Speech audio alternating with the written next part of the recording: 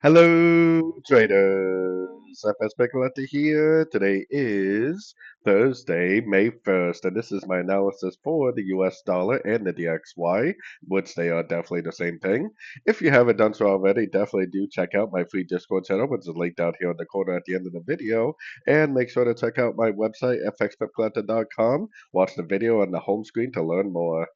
So anyways, on the US dollar index, I'm on the 4 hour time frame instead of the 1 hour because the 4 hour is definitely where the clarity is. My old mentor used to always say that trading is all about the search for clarity. The clarity is always not going to be on the short time phase or the higher time phase. It could be on any time frame.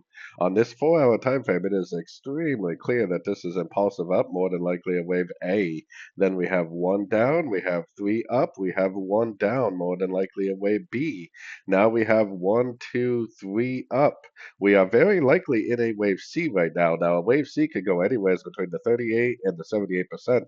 Because of looking left, I think that the 50% is the most likely area for this to go because that's where we have a lot of support and resistance in the past.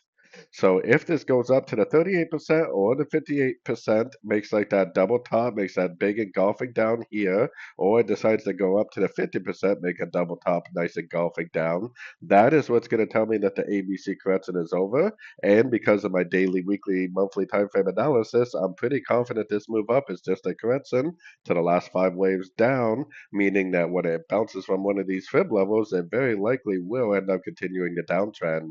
Now, if we pay attention to structure, pay attention to our Fibonacci levels, we should be able to recognize when we have the end of an ABC correction, which potentially probably won't happen today, but maybe non-farm payroll tomorrow, we could have the end of an ABC correction on the US dollar index. So anyways, don't forget to like and subscribe, and as always, thank you for watching and happy trading.